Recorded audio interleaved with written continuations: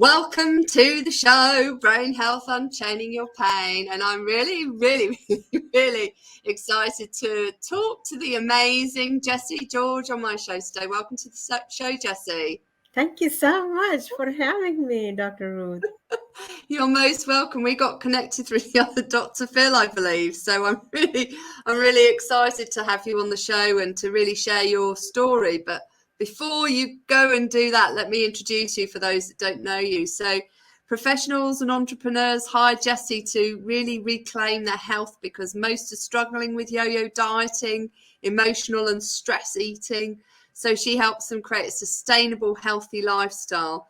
And the bottom line is you can live healthy without depriving yourself of the food you love and without having to go to the gym. And that is so true. And I'm really excited to talk to you about your story because there's so many areas that I can really relate to it. But before we dive into that, I'd love to know for you, what are you passionate about in life right now? Living a happy and purposeful life, meaningful life, being joyful in the moment that I am in, not worrying about the future, not worrying about money, not worrying about the things that I used to worry about. Just be happy and be here now. Mm-hmm. Enjoy the moment. Do you know, I think that's really important because so many people get stuck in the past, don't they? Which is what this show is really all about, is helping people unchain their pain from past or really present experiences. Or they look to the future, but maybe in a bit of a negative way. And it's so important that we live in the present because when we live in the present and live for the here and now, we actually have that opportunity to mold and shape our future. And that's, I think, what you've really done with your journey, isn't it? Is that you've really focused on where I am now and how can I shape my now so I can get what I want for the future. So I'd love to dive into your story. Really excited to get there. But before we start, what's optimal brain health mean for you personally in the context of your journey? Feeling good, joyful, happy, and clarity and focus in what I want to do. And Clarity and that's focus. Mm-hmm. Yeah, and you know, I think clarity and focus is. I when I started coaching, actually, my 3 words were clarity, focus, and growth. Because I think without clarity on where you want to go and what you want to do, and actually who you are personally, who you want to be, it's really hard to move forward in life, isn't it? And it's such a fundamental part of brain health that perhaps we don't really pay enough attention to. And then the second one, which I love you saying, is focus, because we often focus in the context of brain health on the things that can hurt us unknowingly often, or knowingly, if we depending on what state of mind we're in, and don't focus on the things that are going to help us and really move us forward in life. And it's changing our focus on what's really important and how we can really get the most out of ourselves in the present moment. That's correct. Our brain is as like, it's like a moldable, it's plastic kind of, it's like pliable. And neurons, we can change, firing and wiring our thoughts, being clear about what we want. And it's so important so that we can rewire our thoughts and so we are not stuck in our beliefs. And our brain is growing, it's not like stuck or going backwards. So we have to nourish it.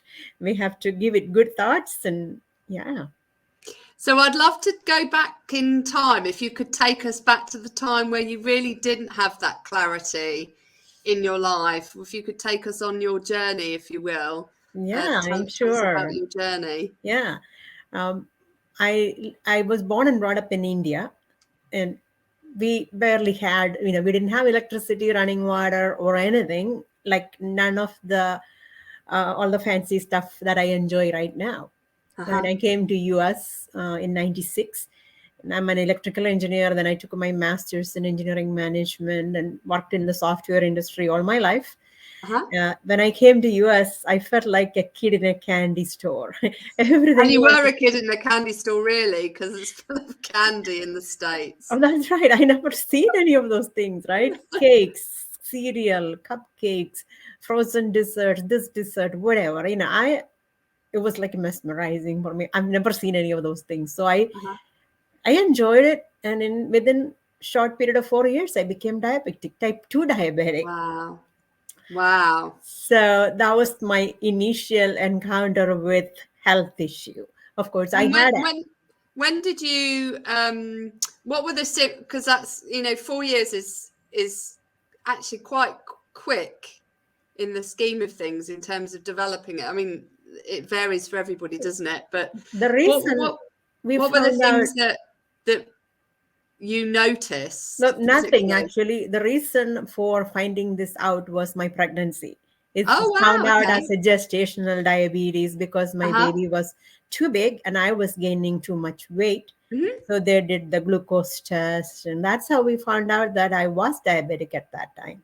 Wow. And then it continued. Yeah. Okay. And then what did you do next? What was the step that you took I had to take insulin. I had to control my food so that baby was not getting too much big again. Then I ended up having a cesarean section. Okay. Because of the baby wouldn't, too big because of the baby. Too big to go through the birth canal. We tried, but it didn't work. Yeah, so I did the same. I tried it, but Lily didn't even want to make it to the birth canal. She's just too busy being comfy. Yeah. So then I went back checking my blood sugar and stuff after the delivery, and I was still diabetic. So doctor said I have to go on continuous medication. Then I was put on metformin, and I was okay like that. And then I had second child. Again, I had to go on insulin, but I was better than the first time because I was more aware, I was conscious, and I was taking good care of me, But the diabetes didn't go away. It continued the journey with me. In addition to that, I had asthma, I had allergies, I had these medications. Usually it's not completely symptom free or side effect free. I started getting acid reflux, I had edema, and then with the stress and everything in my life as it cumulatively increased, I had to go on blood pressure medication also. Gosh. So I was on medication as food rather than food as medicine. That was my life. And in 2017, leading up to 2016, 2017, my life was really in a bad, stressful state. I have my family back in India. My dad was diagnosed with Alzheimer's. My sister had a cardiac arrest. Lots of things happened in life. And our company that I worked for, 20 plus years that time was restructuring. And the things didn't go in my favor and I lost my job. And I felt like that time really nobody wanted me. I am not respected. I'm not, nobody wants to even talk to me. And my friends from work never even asked me how I'm doing after the job loss. I felt like the life was meaningless for me and I just didn't want to live anymore. I didn't know why am I living because I'm not bringing money in. What am I doing, right? I'm an engineer and felt useless. And I didn't know what to do. And I cried. I felt like I was grieving a death. I only worked for that company after coming to USA. So it was 20 plus years. How long had you been working for them? 20 years? Yeah, 20 plus years. And it was not close to my retirement age either. So I lost the job and that made me feel like worthless, And I'd like to pause you there because it's really important that we reflect on this in the context of brain health, because people often consider grief associated with the loss of some body, which obviously you had experienced, previous to that. But grief also happens because you lose something that is meaningful to you, that you have an attachment to, and you were attached to your job emotionally because it was fulfilling for you emotionally, I imagine. You're attached to it physically because you got financial income from it. You're attached to it mentally because it was stimulating, you know, doing electrical engineering. And you also attached to it spiritually because it gave you meaning and purpose, that sense of purpose in life. So all 4 quadrants of your well-being were really being fulfilled by your job. And so naturally, when that's suddenly taken away from you unexpectedly, and you have that relationship of all those 4 quadrants that were fulfilling you over 20 plus years, it's a huge loss for somebody, you know, that has that taken away. And yes, you would have been grieving. Completely understandable. The work was actually really meaningful. I was working as a software engineer there, and the product that we produced was for cancer treatment for people. Wow. And so it was like really impacting lives by producing better quality, good quality products. So really was very meaningful to see lives change and people's testimony and all those things was really great to hear. And it was a great place for me to work with, very close to my children's, you know, daycare when they were small, and I could go nurse them.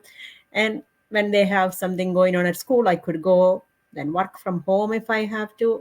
It was very good. Yeah. So I really mourned as if somebody passed away, even more than my family. My dad passed away, but that was a slow progression. We knew that he was going to die, but this was like a sudden. So it was sudden trauma. 2 months I cried. 2 months. Yeah. You know, I can really appreciate that. Obviously for me, although I chose to leave the firm that I was working for in the corporate world, the trauma for me was the performance review that was completely unexpected.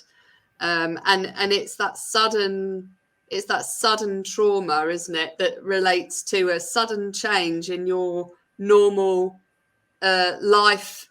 lifestyle that comes as completely unexpected. And then for you, and it was for me too, but for you particularly in your work situation, is that grief because of the sudden loss that you experienced gets layered and stacked on top of the trauma of being told that you didn't have it. And it's really important we acknowledge that in the context of major transitions. As every major transition we have in life, if it affects us emotionally, it is traumatic. That's right. I felt like nowhere to go. You know, all my life I went to work, so there was no place to go when I get up. No, nothing. When the family all leaves to school and work, I was alone at home, and my husband had to keep checking on me to see if I'm okay, because I've been crying continuously. You know, everybody wanted to make sure I'm not doing anything bad. And I'm a believer. I'm a Christian. My friends, Christian friends, prayed for me, gave me Bible verses to meditate. And all of a sudden, I felt like God was telling me to take a complete break. Don't worry about job. Don't worry about anything. Just work on me. You know, just take care of me. You know, I am so important in everybody else's life because I have children and I have a husband. How old were your children at the time? At that time, it was 17 and 13. Yeah.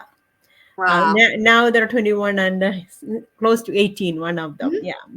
But everybody's in better place right now.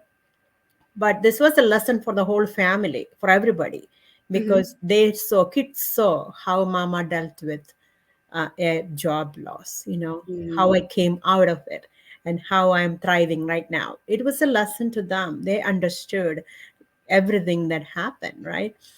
So I think it was good lesson now thinking back, because it is, you know, not it was, it is a good lesson that everybody had to see it, learn it, because life is not like a straight line. It is a spiral. You have to, it is like a spiral. And our brain is so much important in our life than anything else. Continuously nourishing it with good thoughts and good food, you know, gives us good energy for us, gives back. I can sit quietly now for a long time, which I couldn't do before. My mind what were you at? What was the lead up to this you know, to being told that you don't have a job anymore. Could you describe to us how your life, where you got to in terms of your brain health and your physical health? Yeah, so that part, when I lost my job, I took a break from my Mm-hmm, life. I went to India, visit my dad and my sister, came back, and then I decided I'm going to work on myself. And mm-hmm, the 3 months, I ate better. I researched myself how to eat mm-hmm, better and what. I mean, I ate already better home mm-hmm, cooked meals. I was not eating any processed meal or anything, but mm-hmm, I wasn't nourishing my body enough, and I wasn't eating for the diabetes control. mm-hmm. So I researched, I learned things, and I felt my blood sugar was going down. And then 3 months later, I went for my annual checkup, and I was not diabetic anymore. Doctor was Wow. surprised. The A1C changed from 6.5 or 6 to 5.4. Mm-hmm. And doctor himself was surprised. And he took me off of my blood pressure medications. Wow. And from there, it only improved my health. Yeah, it was like an amazing transformation that uh, started the journey. So then I felt good about myself. As we make small success in life, we feel that we did something, we achieved something, right? That Mm-hmm. was a good turning point in my life because I felt so proud of myself. At least I reversed the diabetes. All Yeah, which kinds of. which is an amazing accomplishment, you know, because lots of people think, you know, when you get diagnosed with type 2 diabetes, they almost think that that's the end. You know, that they're stuck with it. Yeah, And you're not, because it's typically lifestyle induced, and so it's lifestyle reversible. that's right. I had to work on myself a lot, journaling, Mhm. writing. I had to find my why, and I had children after 35 years. I was more than, I was 35 when my son was born. I Mhm. mean, that means I don't have much longer. If I don't live longer, I won't be able to see my children growing up, right? I Yeah. would, I had to write my why statement, and I had to look at it every day, to so that I want to see my children growing up. I want to be in their milestones and important moments in their life. I want to be here. That was my real why. That's why Yeah. I did all these things. And Yeah. I wanted to prove that I can, I want to be healthy, right? And Mm. then lots of good things happened after that. I continued this journey and I kept going. And then 6 months later, I lost all the gained weight. I Mhm. became my normal size. And then all of a sudden, I don't have edema anymore. My feet is not swollen anymore. I used to have like a elephant fat, like, Uh-huh. leg. And now it's not swollen. And that gave me more confidence. And then I said, okay, I want to study about what is going on with my body. I took classes to learn nutrition. Uh-huh. And I asked my family, is it okay if I start a website? So I'm bored at home, right? That's why I'm doing all these things. I wanted to Yeah. do something to keep myself occupied. And I started taking classes. I started a blog site, and all those things was to keep me busy and occupied so that my brain is not going idle. And, idle mind is a devil's paradise, right? I didn't want to go there. So that's where all this nutritional journey started. Then I said, okay, oh, my allergies are disappearing. Fast forward in 2 years, I could take off myself off my allergy medication, even the Wow. inhalers. I was on 3 inhalers, Oh my a, goodness. a preventive, a rescue inhaler, and a steroid inhaler. So I Yeah. was able to get rid of them, and I was Yeah. able to reduce my allergy medications. Yeah. And And can I just pause you there, because I'd love to know what key steps you took, because obviously this was a quite a, you know, an incremental journey for you. What were the key steps or interventions that you made food in your was the main lifestyle? Food. food that was the main thing. Then meditation, journaling, Mhm. and focusing on what I really wanted. Mhm. The intention was for me to live longer, and that's what I Mhm. wanted. I kept on looking at my why. I made affirmation statements, Mhm. and did it every day, until, and my daughter did an amazing job. She gave me a jar and told me, you have to write one good thing about you every day. It's a thanks living jar she gave me. She made me write. She put paper strips, cut everything into it. I have to write one good thing about me and put it in that jar every day. Oh my goodness, even the family was behind me. And I had to tell my husband, don't bring me chocolate after dinner, okay? If you really want to give me dark chocolate. Otherwise, let's break these traditions of eating dessert immediately after dinner. I can really relate to your story, because when I fell pregnant with Lily, and my story was, I was told at the firm I had no emotional intelligence shortly after having a miscarriage and went into a very dark hole. But I decided that I wanted to get my life back. So I started on a coaching journey and then went on a brain health journey. But my why was very similar to your why, which was, I want to be around for my daughter. And I was 42 when I fell pregnant with my daughter. So, so I was almost a geriatric mum. And I want to be around when she has a 60th birthday. And my lifestyle wasn't going to get me to that point. I would be 102. So it was really important. That was my daughter was my why, like your kids are your why. They give us so much to look forward to, right, in the life. It's amazing. I'm grateful that you were able to do that. Now you're helping others. Isn't that amazing?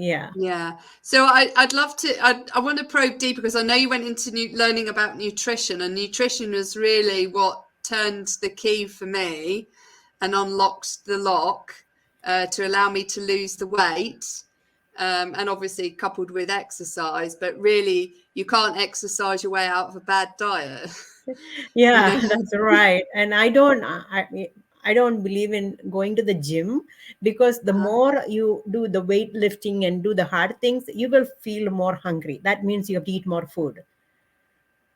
So then it's the cycle, right? You eat more, you go to the gym, burn your calories, come back and eat more, right? So exercising and moving your body is very important. We are humans, but that doesn't need you need to go weight lift or hard things. You don't need to do, unless you want to build muscles and go, you're an athlete or something's different. Women who are more than 40 years old in a menopausal stage, that's not what we want, right? We want our body to function better. That's even I don't think even I had too much of hot flashes either, because everything improves when you eat better and know what is that your body needs. As an Indian, we ate a plate full of rice and few vegetables on the side, or meat, some we call them those are our sides, and our rice was like a plate full of rice. And I had to rethink. I had to think, what is that I want for my body? All this rice gets converted to sugar, and my body already has enough sugar. I didn't need any more. So I had to change all those. I had to increase my reverse. The carbohydrate is very little, but proteins and vegetables that provides me the real nutrition, minerals and vitamins that I need for a body. That's what I wanted to provide. That's how I changed it. And did you cut out dairy and wheat as part of your nutritional changes? Wheat, yes, but I don't drink milk, or I do. Cheese is okay for me. Okay. A little bit, but from being from India, we never had cheese, so it's not like I'm eating cheese like heavily. But cheese seems to be okay for me. Good quality cheese, and otherwise I don't eat any dairy or anything. Milk, I don't use milk. Coffee, I'm okay, just black coffee or almond milk sometimes. Nothing else. And what was the big shift in your diet? Was it purely cutting out the simple carbohydrates that made the shift and increasing your vegetable consumption? That's right. Along with a mindset that I can do it. Mindset was so important. Otherwise we always fall. We have family, right? Nobody else has this issue. They will all offer me this and that, eat this banana, eat that, grapes, whatever. Everybody is offering me everything. And it's a house, right? I had to learn to tell self-talk. I had to learn to talk to me, saying that is not what my body needs at this time. So they can eat because they're okay, and my body is different. I'm unique, and my body functions differently than other people's body. So just take care of me. So it's a lot of talking to me and coming up with solutions that I can tell family without offending them, and telling them that it's okay, you guys can have it. I'm just not in the mood for it or whatever. Yeah. And I know for me personally, and did you notice a shift in the habits of your family members as you Oh yeah. as you modified Everybody, and role modeled the way? everybody now, yeah, everybody reduce the amount of food they consume and the quality, like I'm the one cooking and giving, right? Yeah, So nobody cares, if one cup of uncooked rice lasts us for almost a week for for two people, my husband yeah, and my daughter. They hardly consume too much, very little. yeah, Yeah. yeah. And you know what I think is most important here is that it's the simple steps that we can control that can make a radical difference in our health and well-being, particularly in our brain health. I mean, our brain's connected to the rest of our body. So what's good for our brain is good for our body. What's good for our heart is good for our brain. So when we focus on, and I know you mentioned your asthma and your reduced as well, didn't it? Your That's right. allergy Yeah. symptoms. So the brain is, we focus on first and foremost in the from my perspective, but the second brain is our gut, Good. and we Yeah. need to feed our gut the stuff that our gut soldiers or our microbiome needs in order to function effectively. And up to 90% of the neurotransmitters are made in our gut. So Yeah. if we don't feed our gut, we don't feed our brain. And often people will feed their gut the wrong things that That's right. actually reduce the quantity of neurotransmitters made, increase inflammation. Sugar is a classic, and simple carbohydrates actually gets turned into sugar in your stomach and also in your gut, and then that feeds the bad bacteria and the yeast that's in your gut, which creates bloating and increases inflammation, creates a leaky gut, allows unhelpful substances, including bacteria and viruses, to transmit through your gut and into your system. So it's just that simple step. And we know, and is sugar is such it's a toxin for our gut. It's not helpful. It's a contributing factor to inflammation. And if we can take simple steps to reduce our sugar consumption and not go to, like you said, the candy store, and not let the candy store come into our homes and cut out the sugar, then we can make and the simple carbs, which turn into sugar. So white rice, white bread, white pasta, are classics. Then we're going to be in a much healthier place and a much healthier gut, and then a much healthier brain. That's right. And most of the serotonin is produced in our gut. There's Exactly. lots of things that, there's so much connection between brain and gut. Ghrelin and, leptin, all communication channel between the hunger brain does through hormones. It's so important to nourish our body in a way that our communication channels function better, right? Absolutely.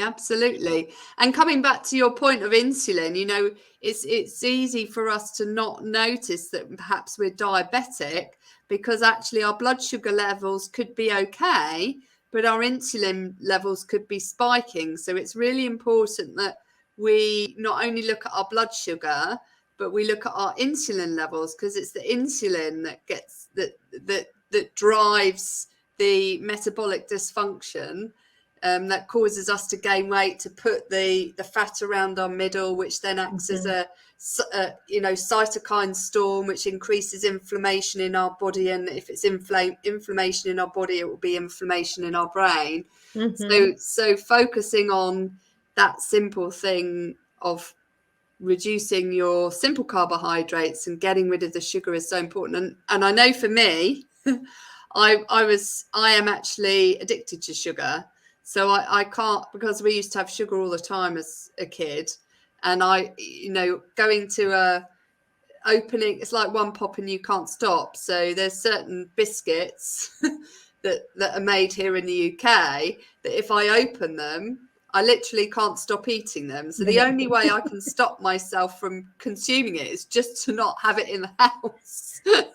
Same here. India has also had so many good biscuits, we call them too. And yeah, I would go to the Indian store here and buy that, used to. But now it's all, I can tell myself I don't need that anymore. I had enough.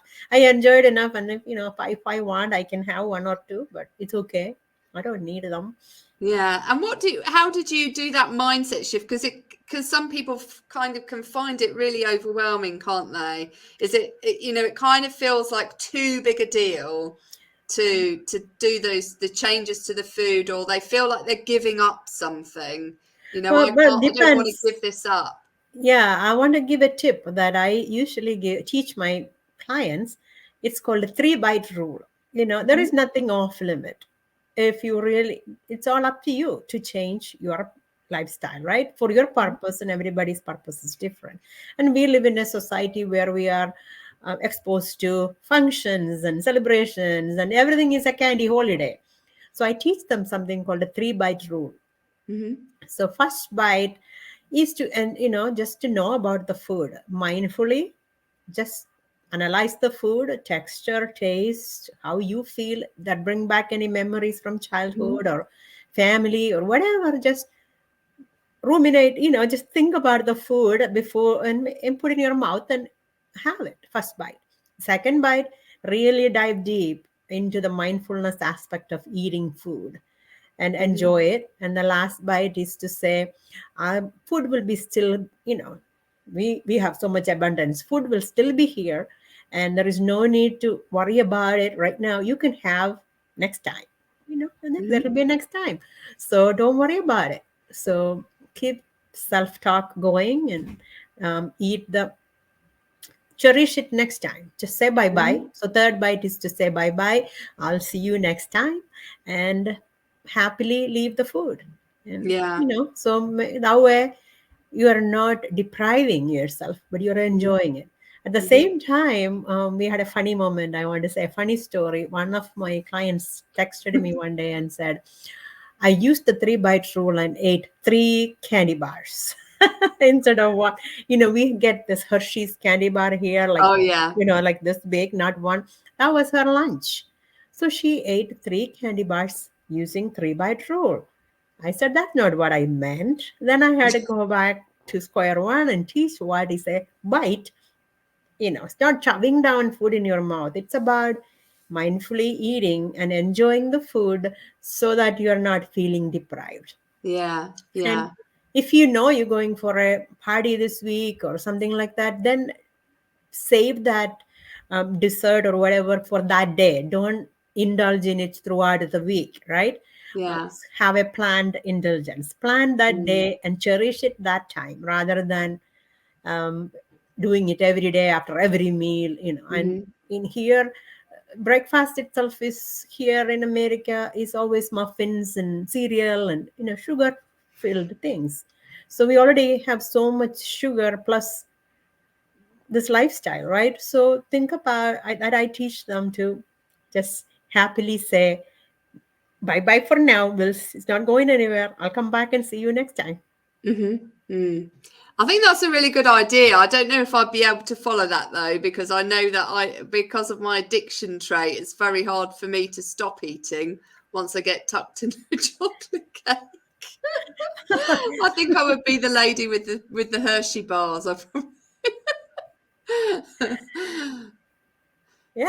we really want it, we can do it. That's all I say. If you really want it, bring your why in front of you, have the why power, make you cry, then you won't do it. Yeah. Do you know the question I often ask myself is, I ask the question as I'm eating it, is this good for my brain or is this bad for my brain? And I focus on doing the things that are going to help it. and stopping the things that are going to hurt it. And I think, the emotion, then we talked about it initially, didn't we? Emotional attachment is we have an emotional attachment to food, but it's focusing on an emotional attachment to something that's more than food. So, for example, you had a much stronger emotional attachment to your children than you did to the need to eat food that was unhealthy for you. Mm-hmm. So you shift, absolutely. So you shift your focus, that emotional connection.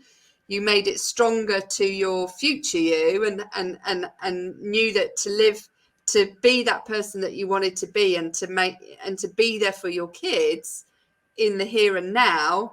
It was only 3 bites. That's right. Plus, if you work in a company environment, people always bring donuts and spud nuts and candy and all those things. So always the break room is filled with the sugar. Yeah. And so the environment plays a big role. And Huge. saying no is so hard for us. We think about pleasing others, and we think about how others will look at us, all those things, right? We have to keep our brain sharp and stay clear, or Yeah. be in the driver's seat Yeah. of your life. That's right. I totally agree. And I'd love to tap into, you mentioned one of the 5 pillars of health, of brain health, which is your surroundings. And I'd love to just tap into the other 4 pillars, which is feelings, actions, connections, and thoughts, which is remembered by the mnemonic facts. So let's look at the facts, and I'll do a bit of fun facts quiz now. So if we dive into the first pillar of feelings, what feeling or emotion is most important to you in life, and why? Joy. I want to be happy within me, and whatever is right now here, I don't want to be a worrying person. I just want to be content and find joy in my life. And when do you experience the most joy in your life now? When do you really get that joy coming to the fore? Lots of things. Every day I find joy by focusing on gratefulness and where I am, where I came from, and what I'm doing right now, changing lives. And changing other people's lives is such a joyful experience when somebody tells me I did this and lost this much weight, and I feel more confident, and I feel myself, all those little moments that brings joy to me. And Plus, what was your weight loss on your journey? Because I know you lost quite a lot of weight. What was I your lost total weight loss? 32 pounds that time. Yeah. And kept Wow. it off till now. It's off still now. Yeah. I'm not That's amazing. fluctuate to 2 pounds here and there, but Yeah. Amazing. And when was your lowest? Mentioned joy is most important emotion. When were you at your lowest in terms of not having any joy? When did that happen? I can remember right now is many incidents happened, like coming to US. It took long time, 4 years to get my visa. Wow. That gave me lots of stress, and the job loss. Those are the things, and my deaths in our families, things like that. And I loved it. The next question, A, is for actions. So what's the most rewarding or fulfilling thing you've ever done? Lots of things. I can now hike. I never was able to go hiking. So Wow. going to see places, hiking, and see what my family sees, it's something amazing. And I did a 5K ever in my life. I could not even walk a few steps without taking inhaler. So I was able to, make that 5K possible. Yeah, those are like amazing And moments. what would you be your big goal from a hiking perspective? Do you have any goals set for yourself? Oh, I want to still go hiking. Yeah, we keep going different. There's lots of mountains here where I live, and I would love to explore and go climb. Yeah. Wow, amazing. And do you know, I think it's so important that we acknowledge how far we've come, because sometimes getting to a next stage can feel really overwhelming, but actually really acknowledging where you've got to in life. And I know you mentioned you now lost 32 pounds and you've kept it off, but those little incremental steps, noticing that you can walk, noticing that you can now really walk 5K with no inhalers, no medication. It's really amazing. I can still, there's a lot of things right now when we're talking, I can hear the waterfall sounds that I really enjoyed, which I couldn't before. Wow. I could hear the sound, but I could never reach the top to see it. Yeah. And now you can connect with your surroundings in such a different way and see surroundings that you wouldn't have, being able to see, which is the fifth pillar of brain health. Is previously your surroundings were taking the energy out of you and the joy out of you, and now they're putting joy back into you, which is into my life. That's right. Which is wonderful. So I'd love to go on to the third pillar of brain health, which is connection, and this is connection to yourself. What is for you the most important value that guides you in life? Being me. I sit quietly in the morning so that I can connect with myself. I do a scan from top to bottom to see how I'm feeling, what's going on within me, what thoughts comes up. I get lots of intuition that time, ideas. God gives me ideas. So all kinds of happens in my quietness. Being still gives me an opportunity to connect with me. What's going on with me? What am I worried about, or what am I thinking? What is my focus for today? How can I be more productive? How can I be joyful? How can I be impactful today? So morning is my precious moments that I enjoy. Being quiet, meditating, reading scripture, just being. Yeah. And I know people sort of can be, I do meditation and I love to ground myself, and I find it really helpful to just connect with the earth, actually. And it could be as simple as just lying on the floor in my house and just being still, like you say, and closing my eyes and connecting. What is it you really notice when you first started doing that on your journey to recovery? What was it you really noticed when you started it? Was a monkey chatter, like the mind was like wandering and I couldn't quiet my mind down. My body always wanted to do this and that and get out and couldn't sit quietly, but now I enjoy the quietness. Yeah. And I had the same, as I used to listen to an app and I get guided meditation, and my mind was going all over the place. It was really difficult to just be still. And it's such an important practice to be able to listen, not resist, let your mind do the wondering and be okay with that, but be able to come back in and just be present with yourself again. And I notice so many things. I notice surroundings. I'm more aware ever than before in my life. More awareness. Wow. Yeah. And in terms of your surroundings, what's the most beautiful place you've ever visited and why? Oh, I visited Grand Canyon. Is still like in my mind. I love Grand Canyon. There is a place closer to Grand Canyon called Sedona that is like red rocks, and it's just serene place just to be there and sit. What makes it super serene? What is it? It's not crowded. First of all, it's just like red rocks all around, and you can go hiking, walking into the place. It's just beautiful, quiet, and very hot, isn't it? The Grand Canyon. What is that? Isn't it hot? A Grand Canyon? No, isn't it? It has all kinds of weather. Yeah, and Arizona it is, and that's. And where would you do you just love to sit on a rock? And I like to just soak it in. Yeah. Lovely. And I know you mentioned a lot about thoughts. I'd like to dive back to the fourth pillar of brain health, which is thoughts. What stupid or crazy thought have you often told yourself that isn't true? Well, I couldn't do anything. I never thought I would learn nutrition. I'm an engineer. I never thought nothing. So I kept telling, is this something I can do? Oh, how about coaching other people? No, nobody will want to come to you. I started offer free coaching and nobody wanted it. People were like very reluctant to make the change. So I didn't believe in me, but I said, okay, I'm going for it. I made up my mind. I want to see where I can take this. I'm going. I am not going backwards. I'm going only forward. I want to write a book. I want to be an author. I want to be a coach.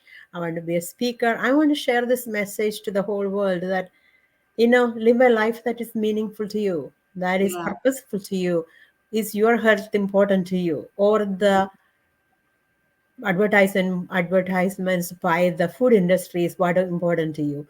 Train your mind so that you can focus on what is important to you.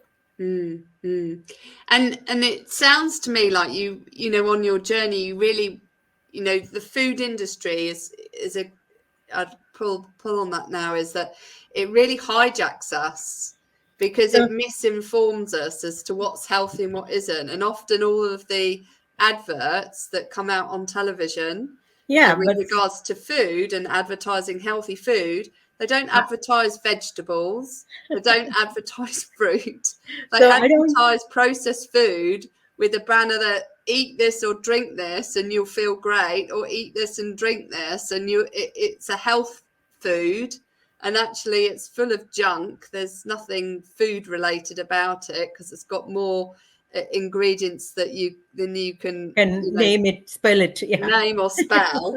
There's nothing that you can recognize in it.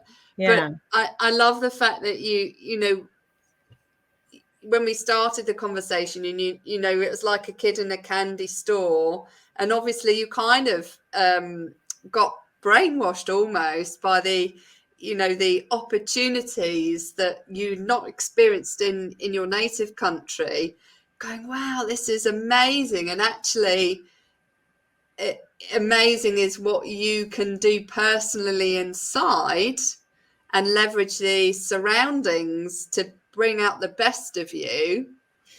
And we can often let all of this noise that may look, flashing lights and glitzy and glamour actually isn't serving us.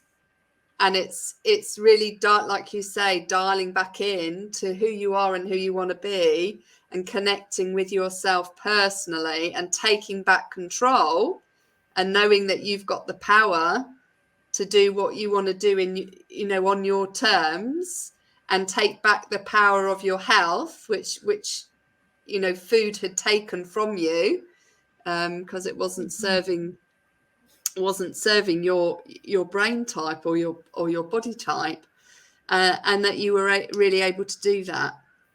Yeah, I say feed the brain with good thoughts. Don't watch a TV if you're kind of thinking about the things you're going to watch and see, then don't watch it.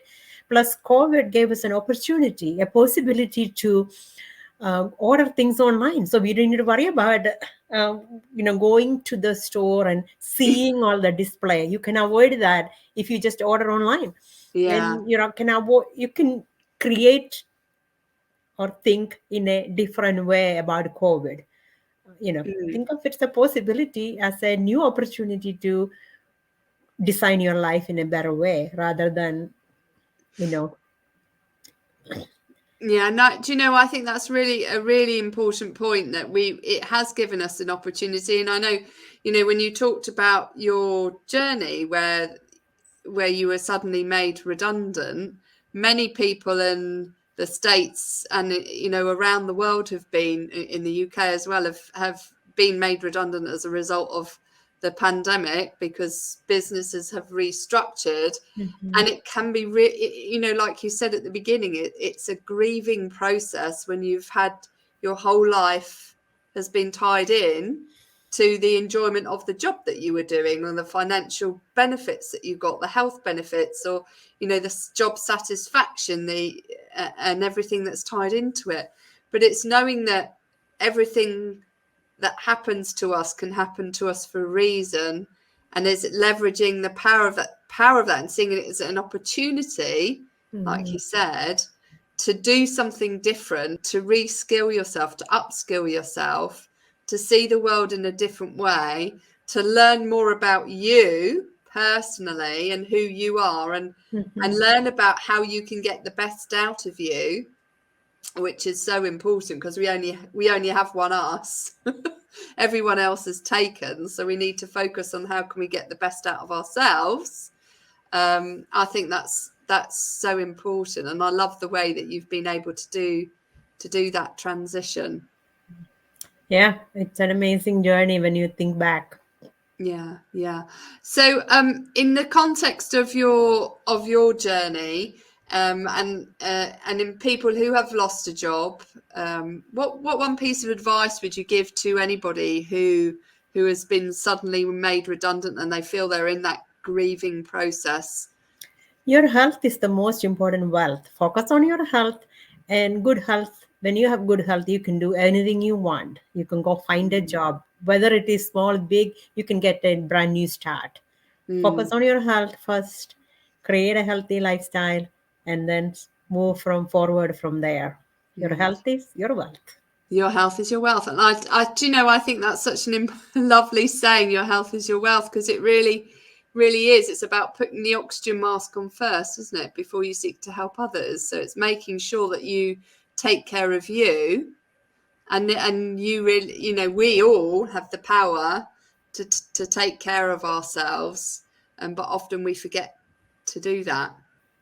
And often it takes a transition in our life to realize, no, actually, now it's my time now. It's my time to look after me. And I know when I look after me, I can truly look after everyone else. And like you say, your health is your wealth.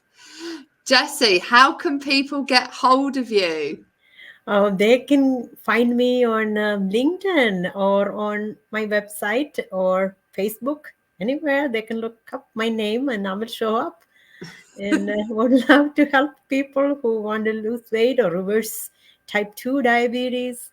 I do group coaching, and I would love to help people, especially professional people like me who sit all the time in the office, talk to the computer, not to the humans, and then wanting to know how exactly they can stay healthy while they work.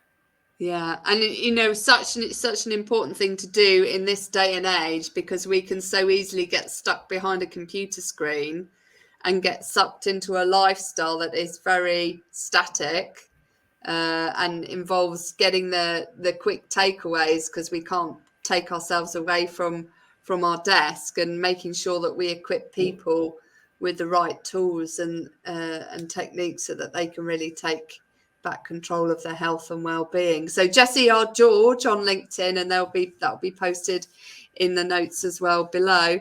Jessy, it's been an absolute pleasure talking to you. Thank you so much for sharing your story and your amazing journey of recovery, of, you know, reversing type 2 diabetes and coming off your blood pressure medication, and you know, no longer having to take your inhalers for asthma, and coming off 3 of those. And it just goes to show really the power of food, where if you use food as medicine, then you don't have to use medicine as food. And you've really proven that food is medicine, and it's much better if you can use it in that way. So thank you, Jessy, so much for sharing your journey. It's been a real pleasure, and I've loved connecting with you. Thank you so much. Appreciate you and love the purpose.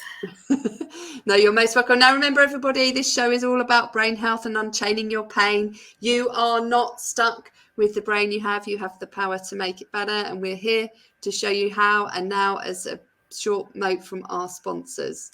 To you by WINJECT Studios. We are an all-in-one educational platform for podcasters that revolutionizes how hosts leverage content to increase engagement with listeners, downloads, and income. We come together to focus on community, collaboration, and collective impact. For more information on how you can interact directly with our hosts, access exclusive live content with offers you can't get anywhere else from our official partners, join our purpose-driven community by visiting www.winject.com. If you're ready to build a career doing what you love, then we're ready to see you there.